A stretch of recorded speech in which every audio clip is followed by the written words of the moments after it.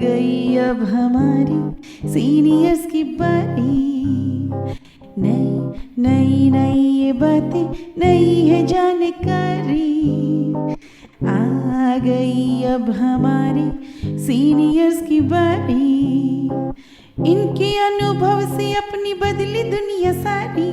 इनके अनुभव से अपनी बदली दुनिया सारी। दादा दादी नाना नानी करते बातें प्यारी। सुन लो तुम, समझ लो तुम, हाँ सुन लो तुम, समझ लो तुम। सुन लो तुम, समझ लो तुम, बात ये हमारी। खुश रखोगे इनको तो होगी खुशी तुम्हारी। नई बात है ये देखो, नई जानकारी। आ गई अब हमारी सीनियर्स की बारी। दादू कहते थे विज्ञान यानी विशेष ज्ञान, थोड़ा अलग पर सैद्धांतिक। आइए कुछ पल बैठते हैं बुजुर्गों की छांव में। जो देखी है उनकी आंखों ने जिंदगी के ढेरों अनुभव, उन अनुभवों से अनुभव हम आज लेते हैं। नमस्कार दोस्तों, आप सबका स्वागत है। विज्ञान प्रसार, विज्ञान और प्रौद्योगिकी विभाग, भारत सरकार एवं अलगप्पा विश्वविद्यालय कराईकुटू तमिलनाडु के संयुक्त तत्वाधान में वरिष्ठ नागरिकों द्वारा प्रस्तुत एक खास कार्यक्रम श्रृंखला अनुभव में, जिसे आकार दिया है डॉक्टर आर श्रीधरन ने और मार्गदर्शन कर रही हैं कार्यक्रम की मेंटोर पूजा मुरादा। साथ ही निर्माता हैं चित्रा शर्मा और जमशेद खान, और जिसे आप सुन पा रहे हैं सामुदायिक रेडियो 90.8 FM 24 पर। कितना विशेष है ना दोस्तों ये विज्ञान, जो किसी न किसी रूप में हर जगह इस्तेमाल होता है। पेन की निब से लेकर के प्लेन के इंजन तक हर जगह विज्ञान का उपयोग। दोस्तों, हमारे चारों ओर जो कुछ भी, जो चीजें हम यूज करते हैं, वो सब कहीं न कहीं विज्ञान की ही देन है।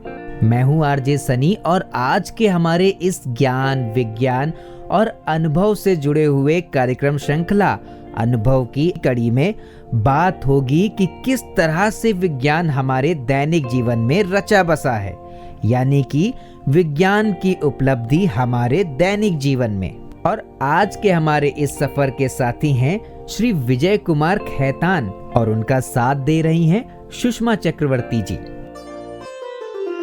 हमारे आज के मेहमान हैं श्री विजय कुमार खैतान। खैतान साहब का स्पेशलाइज्ड फील्ड है कंप्यूटर साइंस, पर वो बहुत अच्छे प्रोफेसर हैं और वो लीडरशिप मैनेजमेंट के सर्टिफाइड ट्रेनर भी है। खैतान साहब, वेलकम टू अनुभव, जिसे आपके सामने ला रहे हैं भारत के सीनियर सिटीजन्स।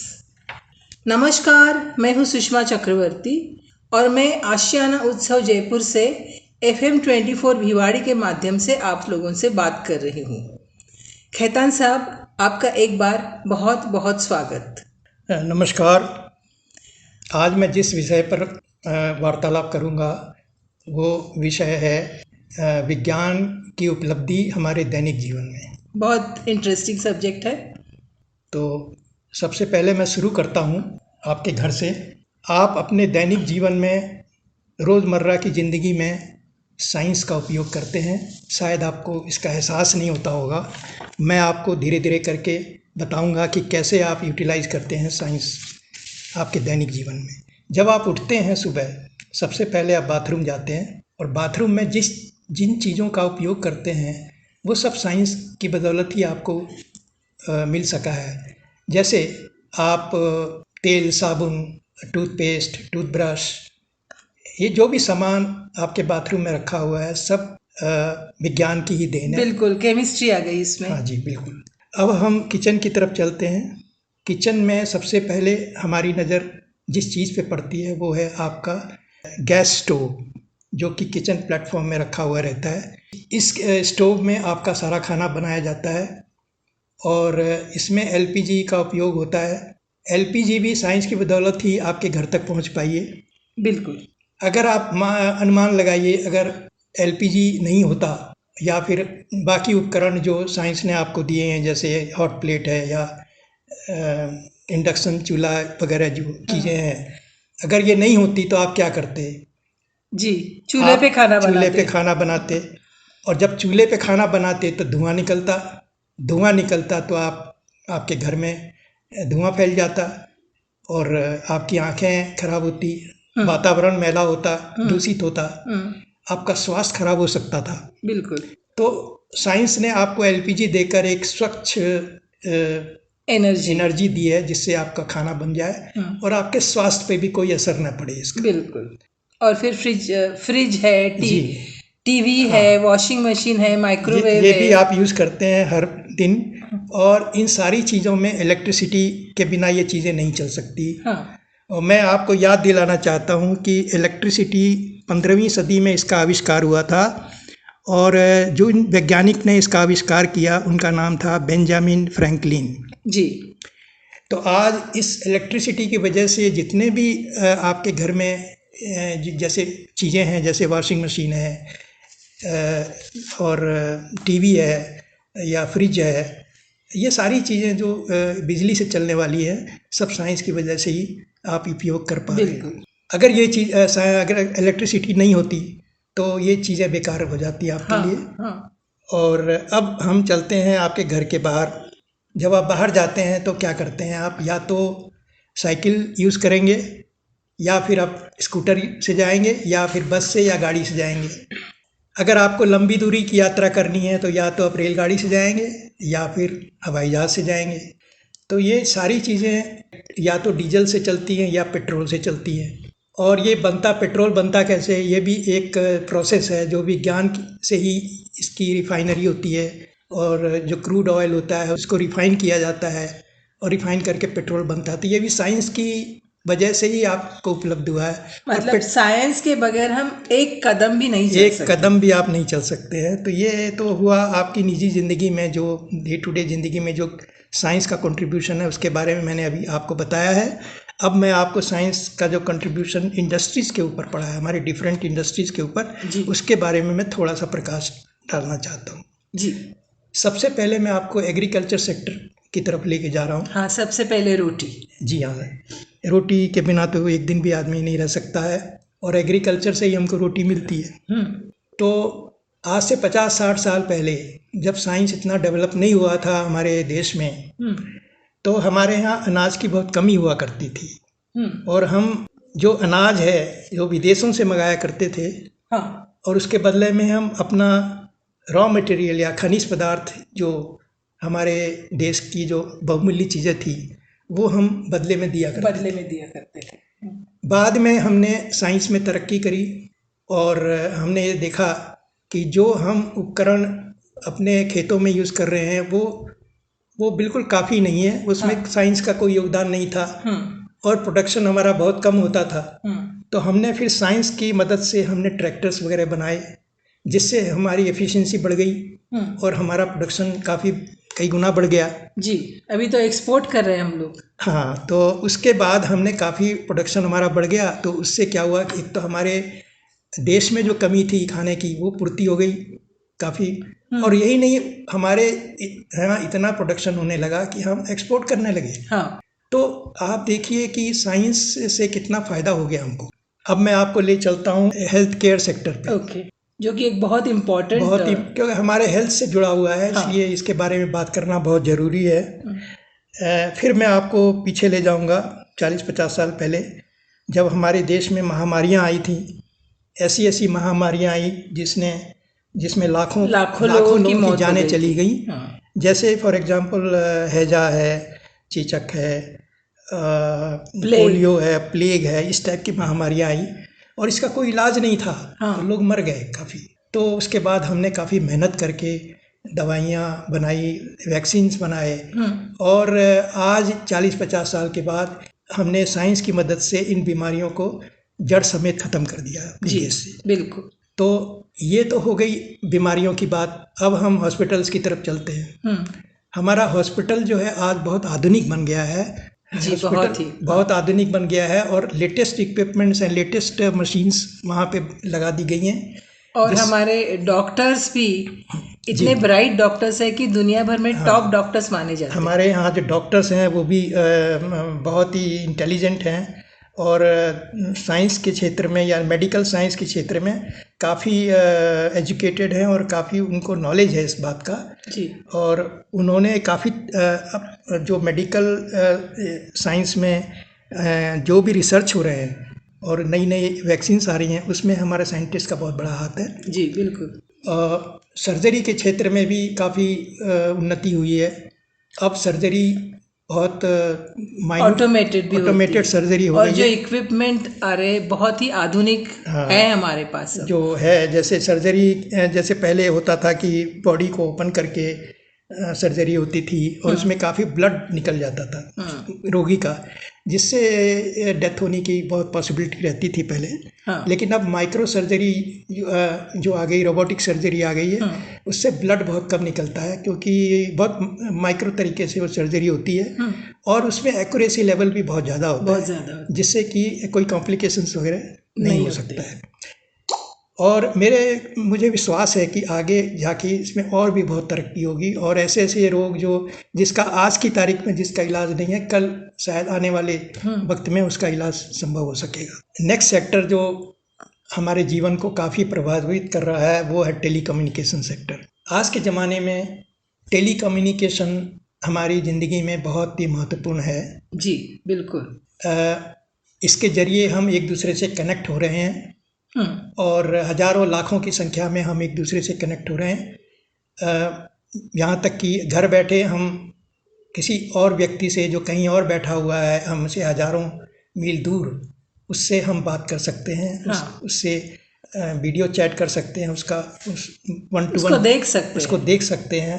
अब हमको ऐसा लगता है जैसे हमारे बगल में बैठ के बात कर रहा है। बिल्कुल। और ये एहसास जो है ये बहुत ज़रूरी है क्योंकि हम अपने को अकेला फील नहीं करते हैं, हमको ऐसा नहीं लगता है कि हम अकेले हैं। तो ये एक बहुत बड़ा परिवर्तन आया है। और आप देखिए वीडियो कॉन्फ्रेंसिंग भी हो रही है इससे।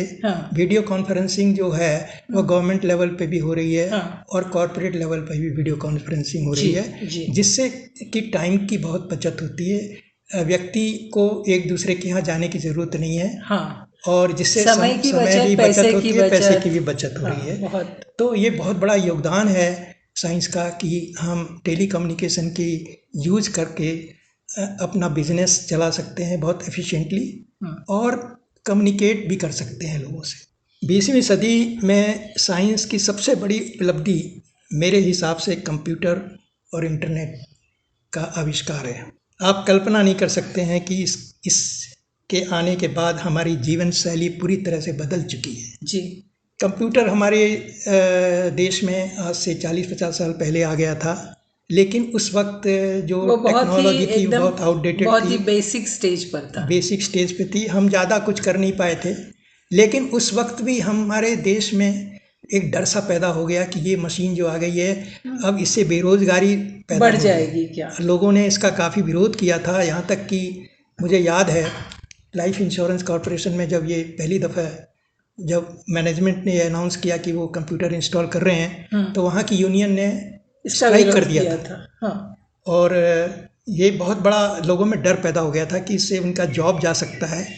लेकिन ये निराधार ये आज इंटरनेट के सिवा हम लोग चल नहीं सकते एक कदम। तो आप देखिए बाद में जब ये कंप्यूटर्स वगैरह आए, लोगों ने देखा कि ये तो इससे तो कुछ भी किसी का भी जॉब गया नहीं, बल्कि वो जो काम कर रहे थे पहले, एक रूटीन काम जो कर रहे थे वो कंप्यूटर टेक ओवर कर लिया और उनको जो क्वालिटी वर्क है जो कि जिसमें डिसीजन लेना पड़ता है, ऐसे काम वो करना शुरू कर दिए। तो उनका जो स्किल है वो भी काफ़ी डेवलप होने लग गया और ये एक तरह से कॉम्प्लीमेंट्री हो गया कि भाई कंप्यूटर भी आप यूज़ कर रहे हैं और अपना ब्रेन भी यूज़ कर रहे हैं। तो ये एहसास लोगों को हो गया कि ये कोई जॉब छीनने वाला नहीं है, ये बल्कि हमको और ज़्यादा सशक्त करने वाला है, हमारे काम को और ज़्यादा अच्छा करने वाला है। और आज की तारीख में आप देखिए बिना कंप्यूटर के कुछ भी पॉसिबल नहीं है। हर चीज़ आप कंप्यूटर से करते हैं। आपको अगर कहीं पे जाना होता है, आपको online shopping, online banking, online everything. आप शॉपिंग करना चाहते हैं, आपको बाजार जाने की ज़रूरत नहीं है, घर बैठे आप शॉपिंग कर सकते हैं।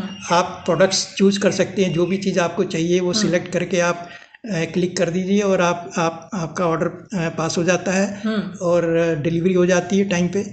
और आप ये तो हो गया फैसिलिटी वाइज कि भाई आपको कहीं जाने की ज़रूरत नहीं है, ये तो एक चीज़ है। लेकिन इसके साथ में इंटरनेट इज़ नॉट ओनली, मतलब ये केवल एक आपको मुहैया नहीं करा रहा है कि भाई आपको जाने की ज़रूरत नहीं है, घर बैठे आपको मिल जाता है। ये एक साइड है, मतलब इसके अलावा बहुत बेनिफिट्स हैं इसके, बहुत ही बेनिफिट्स हैं। हाँ, जैसे आप इसके ज़रिए टेली कॉन्फ्रेंसिंग कर सकते हैं।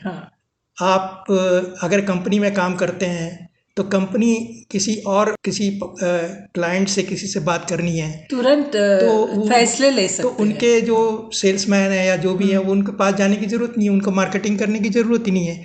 वो वर्चुअल मार्केटिंग हो जाती है। आप अपना जो वेबसाइट बना लीजिए, वेबसाइट आप होस्ट कर लीजिए, तो जो भी पोटेंशियल क्लाइंट है वो वेबसाइट देख के आपके कंपनी के बारे में काफ़ी कुछ समझ जाएगा और आपको ऑर्डर दे देगा।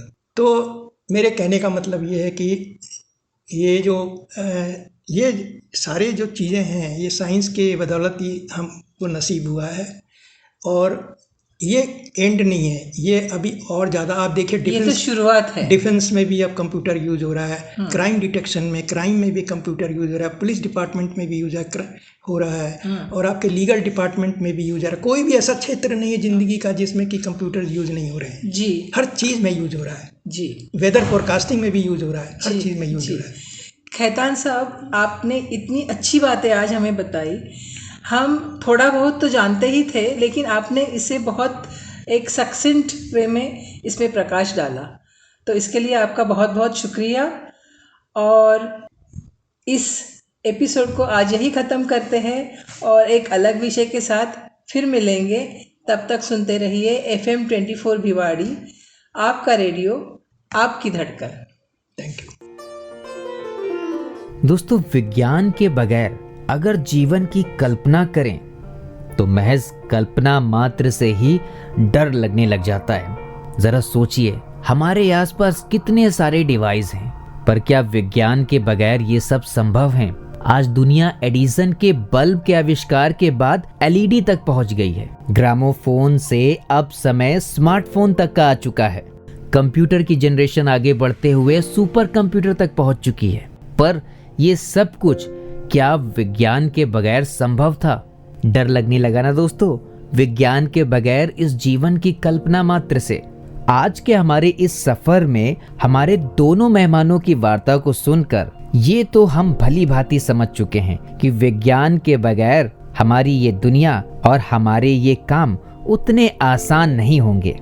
खैर, चलते चलते अपने दोनों मेहमानों श्री विजय कुमार खैतान और सुषमा चक्रवर्ती जी का मैं बहुत बहुत धन्यवाद करता हूँ। उनकी इस वार्ता से विज्ञान के बारे में हमारी ये समझ और भी बेहतर हो पाई है। फिलहाल दोस्तों, अभी चलता हूँ। आपको ये प्रोग्राम कैसा लगा हमें जरूर बताइएगा fmbhiwadi@gmail.com पर। मैं हूँ RJ सनी और आप सुन रहे थे सामुदायिक रेडियो 90.8 FM 24 पर अनुभव कार्यक्रम की ये खास कड़ी।